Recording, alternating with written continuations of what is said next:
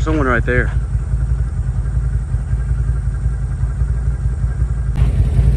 "5:30 a.m. Lights at the gate." Come on, Gus. Come on. Let's go. She don't want to leave her calf. I gotta make her leave her calf. Come on. Come on, girl. Come on.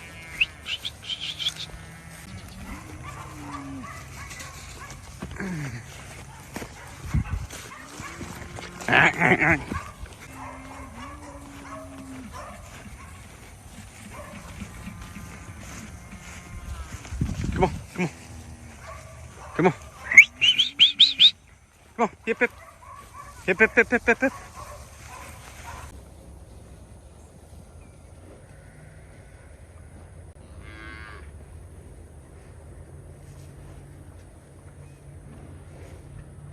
We had to take one of our kids to Jackson, to our capital, which is about an hour and a half away from us, to get some testing done. Just some, she's had some kind of heart palpitations, and just her heart's been kind of fluttering a little bit more.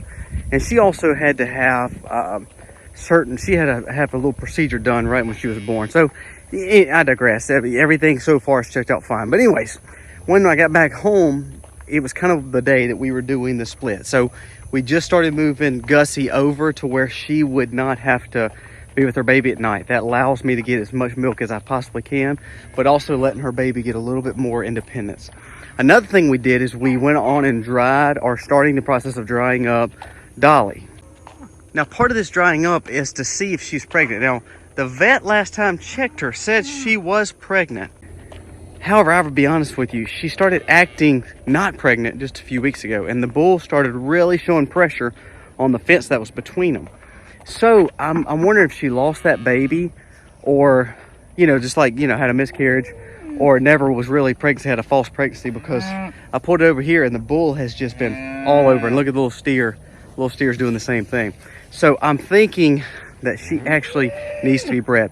She is a year out, meaning she should have already kind of got back into the pregnancy and, not really drying up yet, but she's kind of drying herself up from the past baby. So I think it's one of those cases where, to make it healthier for her, she's a young heifer, great mama cow, great milker, to be honest with you. I think the wisest thing is to go and dry her up, put her back with the bull, just to verify that she is bred. If she's not, she'll get bred. If she is bred and doesn't have the stress of animals milking, and just now she can just be a cow for the next few weeks or months, depending on how far along she is, I think that's for the best. So we went on and did all that transition tonight. It's getting late. I just wanted to show you that. Some good transitions. Gussie's not happy about it because she's split from her baby. But ultimately, if you have cow and can do milk sharing, that's the key. And especially since we're going from milking 2 a day to 1 right now, just because we're letting Dolly dry up, and also Josie hasn't had her baby yet. We want to get as much milk as we can. So we went on and took Dolly up, freshened her out. Josie is still with the little calf and will stay with Gussie when Gussie moves back over, which is the whole seat.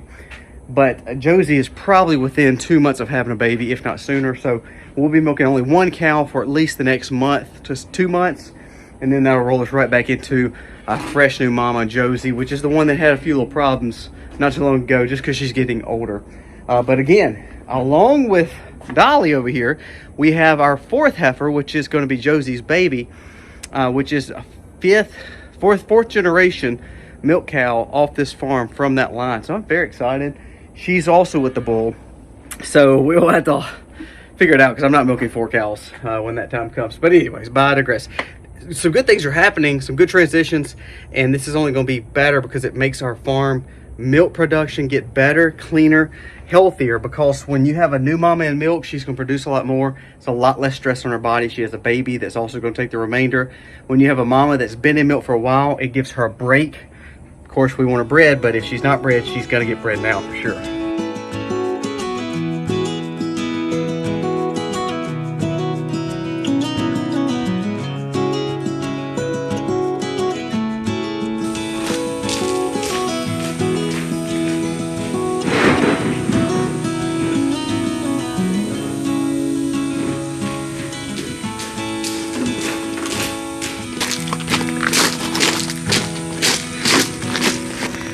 we had to get a table seed starting day for our fall.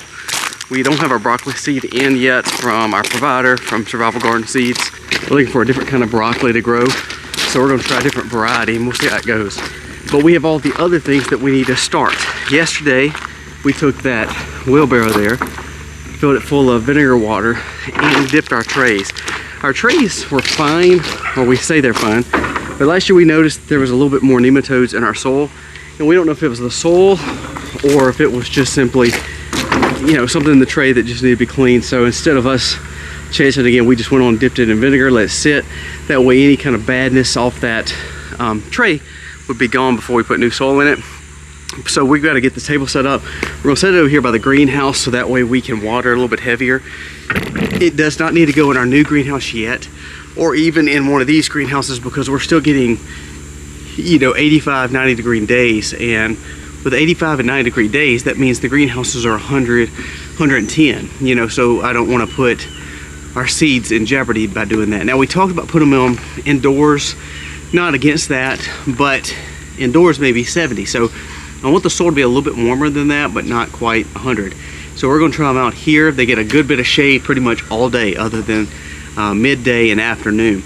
So they'll have good times to get watered and grow and thrive in the coolness of the soil, the coolness of the day, and then get the good sun for about 6 hours. So we're going to try it here, see how it works. I've got a good bit of seeds we'll go over, which we're growing and what we're growing for the fall season.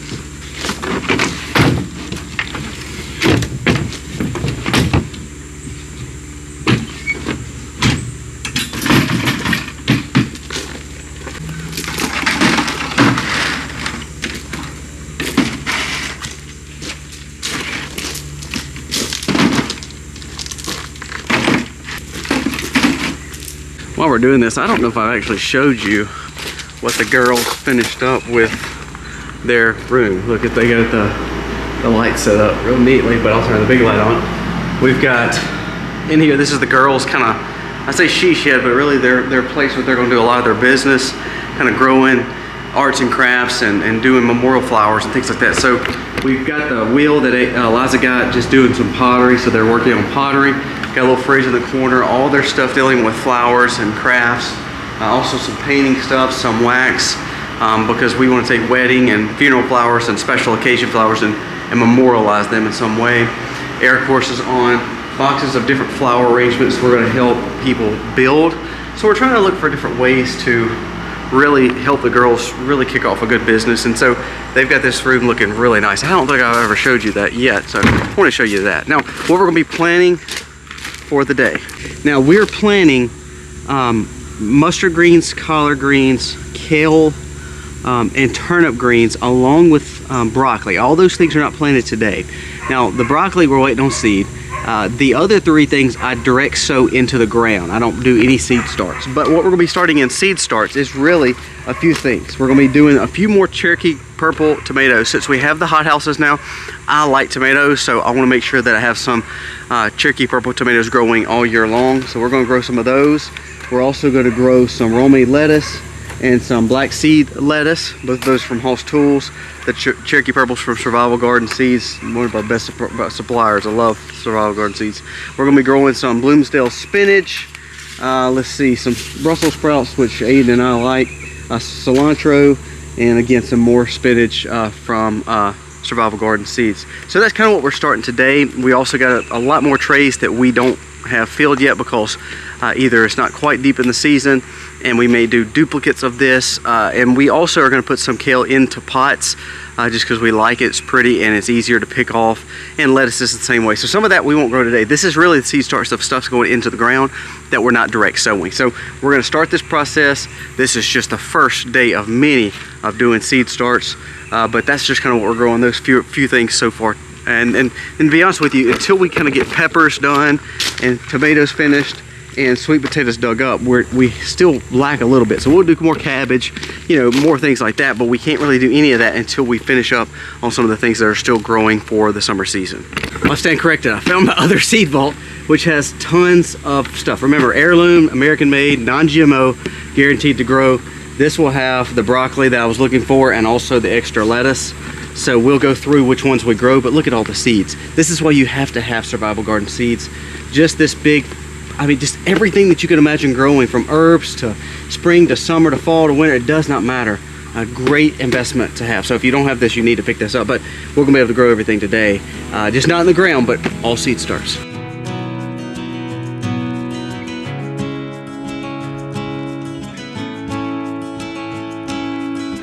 So we've got everything planted that we wanted to plant other than the broccoli. So I stand corrected again. We do have broccoli, but it's Romanesco broccoli, which is a very unique heirloom broccoli that I don't really think my kids will eat. So I'm not gonna plant that one yet.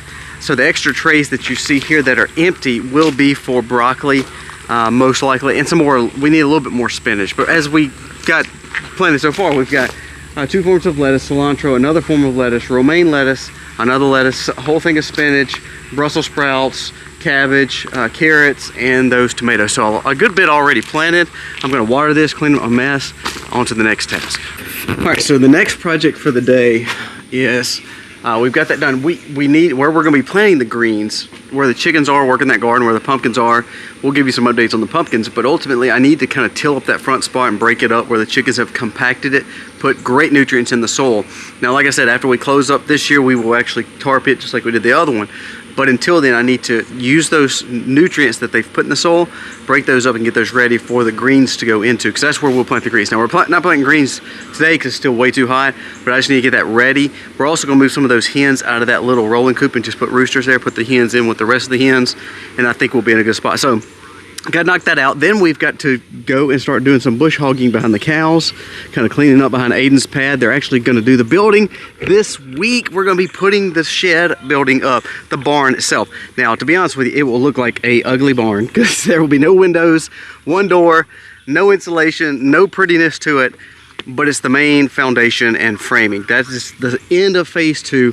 Next phase will be putting in windows, doors, and actually putting the porch on and actually doing some walls inside. So when you see it next, I'm good to see a building, glad to see a building up, but it will not look like a home. By no means you're like, oh my gosh, it looks like my mechanic shop. It will look like a mechanic shop, but it's getting there. One step at a time, debt-free is the best way to do it.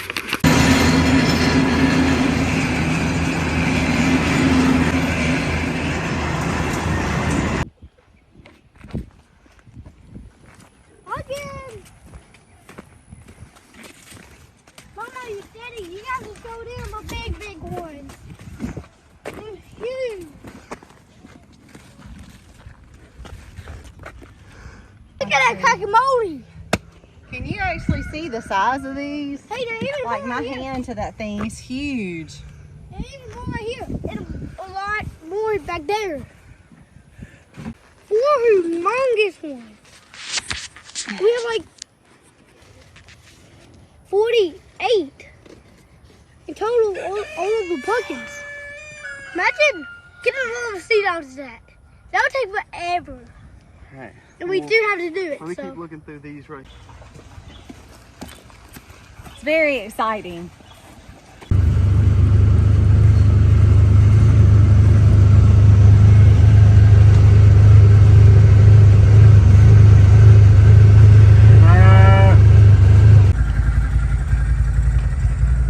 There's someone right there. Well, I'm doing chores. It's about 5:30. Lights are on the farm. Big changes today.